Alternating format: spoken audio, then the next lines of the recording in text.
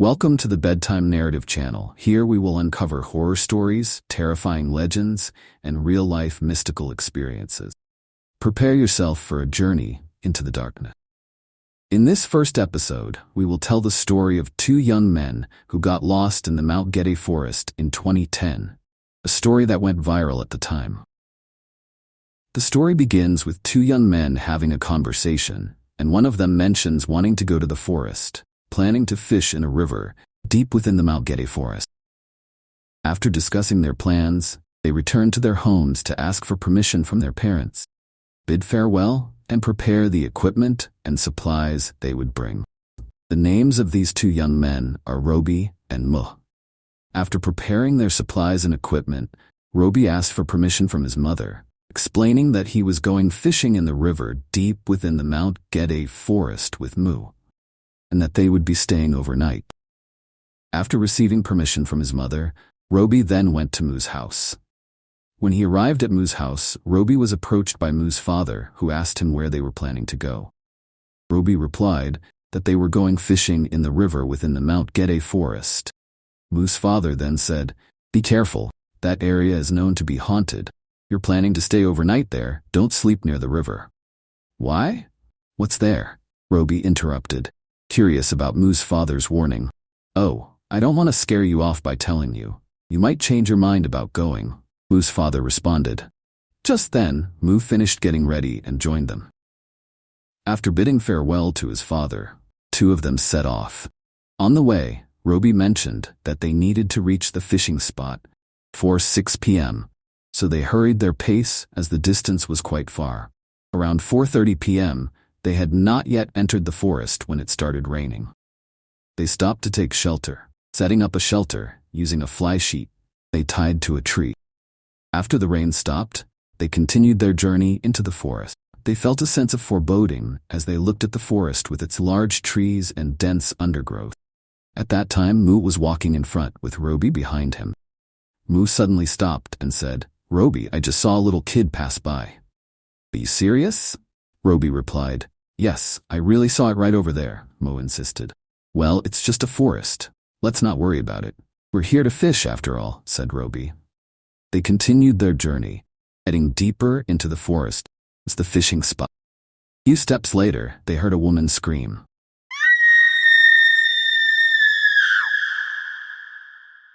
The scream seemed to come from below.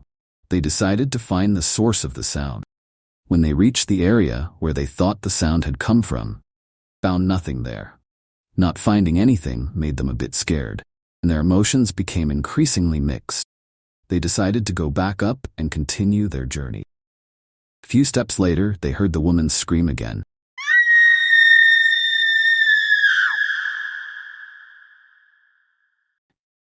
They went back down to check if the woman was there, but still found no one. They decided to leave the area and continue their journey. Because it had rained earlier, the forest was foggy, so they used their headlamps to light their way. Soon after, the headlamps they were using started to dim, adding to the strangeness of the situation. It was odd because they were sure they had replaced the headlamp batteries with new ones before leaving, and had checked that they were working properly. They decided to take a short rest there, as they still had a long way to go. While resting, Ma noticed someone walking with a flashlight toward the path leading to the river. "Let's join them. Maybe they're going fishing like us," said Roby. After resting, they continued their journey until they reached a fork in the road.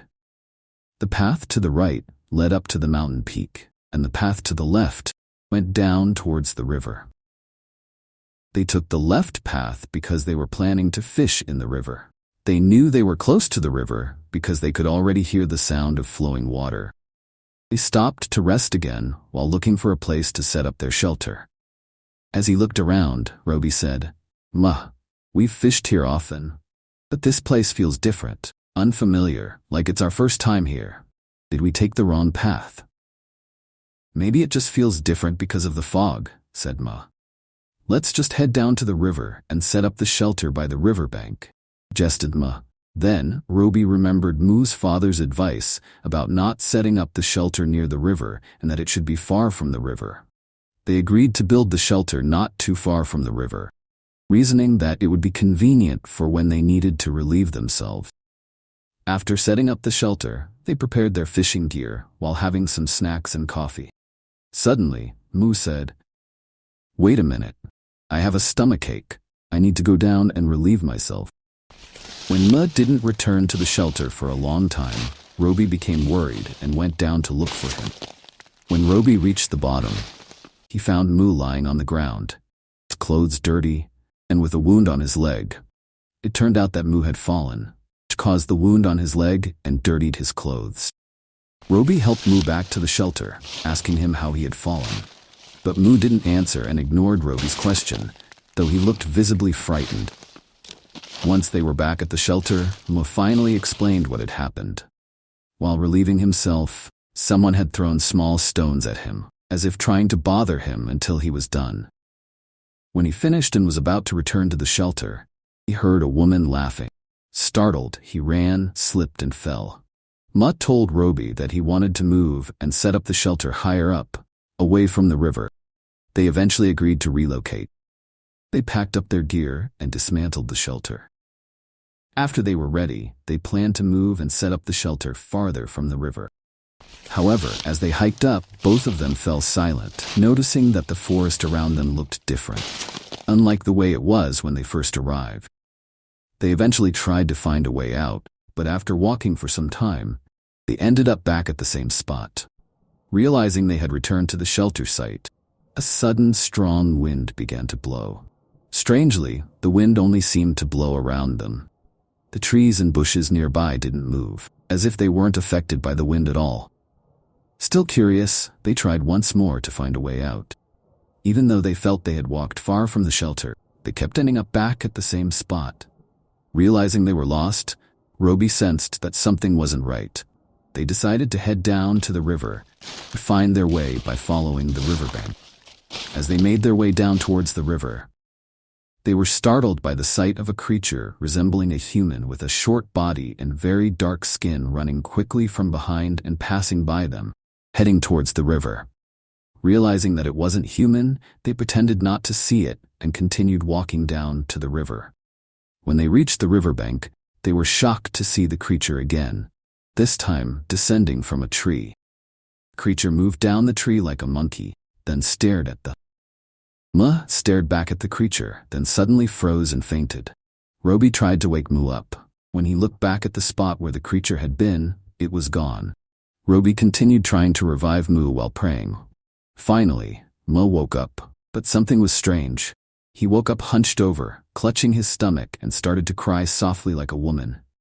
Through his sobs, Moo said, "Don't leave me, I want to go home. I'm cold here and my stomach hurts." Roby became increasingly confused, seeing his friend acting as if he were possessed, and it didn't help that it started raining again. Roby kept praying, and suddenly, Moo fainted again. Moments later, he woke up gasping for breath as if he was exhausted. Roby checked to make sure Moo was okay and asked him why he had been crying. But Moo seemed confused because he didn't remember crying. All he remembered was seeing the creature descend from the tree, and then nothing. Once Moo had recovered, they continued down to the river, intending to find another way out by following the riverbank. When they reached the riverbank, they heard the sound of a woman crying, moaning as if in pain. They were confused about where the crying was coming from. While they were still trying to figure out the direction of the sound, they were startled again by the sound of someone walking in shallow water. The sound grew closer and closer.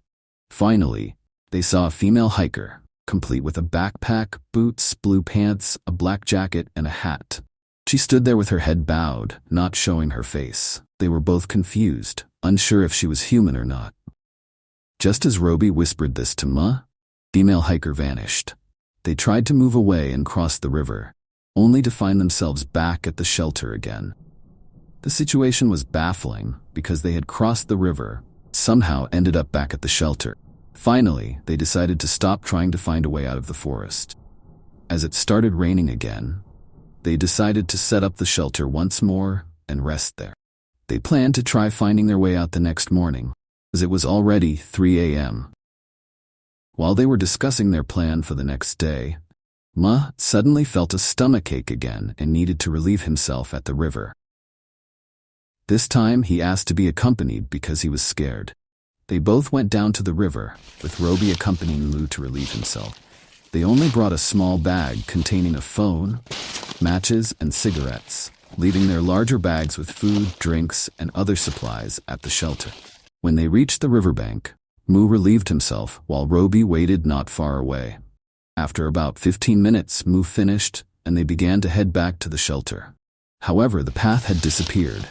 It was now obscured by thick bushes and steep cliffs. They grew increasingly confused as the path seemed to vanish right before their eyes. They tried to find their way back up, but they couldn't locate the trail leading to their shelter. Exhausted from their search, they decided to rest by the riverbank. They sat there, smoking and trying to make sense of what was happening.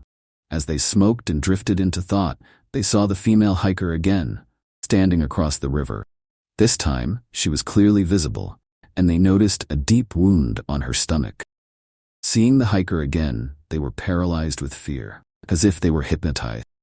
The female hiker walked into the bushes and disappeared. Ma remembered that during his first bathroom break, someone had thrown pebbles at him, and the stones had come from those bushes. Roby grew curious, thinking there might be a clue there, but Ma was too scared.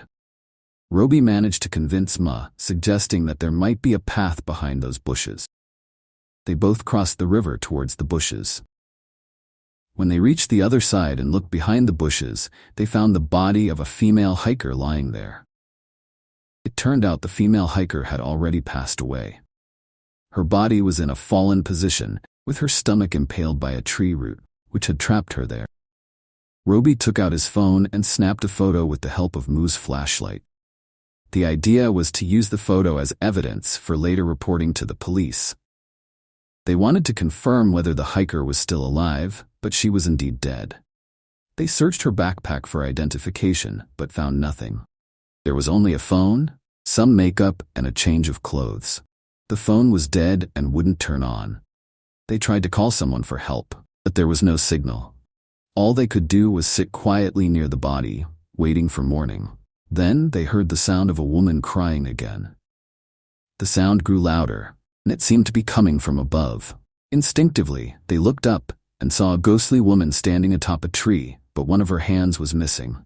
The ghost kept watching them from above. They tried to look away out of fear, and when they glanced back, the ghost was gone. That night felt unbearably long, with time moving slowly. They were terrified, cold, and hungry as they waited for the morning to arrive. Finally, dawn broke.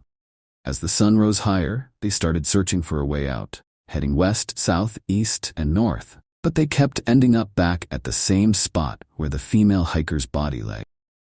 They were utterly exhausted and starving. Desperate, they began searching for edible plants and snails along the riverbank and among the rocks. After gathering enough food, they built a fire to roast the river snails. Before they knew it, the day was turning into night again, and they were about to spend a second night in the forest. Their fear and anxiety grew, nearly driving them mad with despair, as they could no longer think clearly. Roby remembered that when Mut was possessed, he had said, "I want to go home. Don't leave me." Roby thought that perhaps the spirit that had possessed Ma was the spirit of the female hiker. Roby decided to try speaking to the spirit of the hiker. "Miss, I know all of this is connected to you, and I know you want to go home. I want to go home too. I promise that if I find a way out of this forest tomorrow, I will come back and take you home." As night began to fall, they could only sit silently, staying awake and keeping watch over their surroundings. Suddenly, Ma noticed someone sitting under a tree. They felt a surge of hope, thinking that this person might be able to help them find a way out of the forest. Despite their exhaustion, they forced themselves to walk toward the figure sitting under the tree. But when they got there, no one was there. Realizing that the figure was not human, they hurried back to their spot. Ma was at his breaking point, crying out of sheer exhaustion, hunger, and pain from the wound on his leg that still hadn't healed. All they could do was wait for the next day to try finding the way out once more.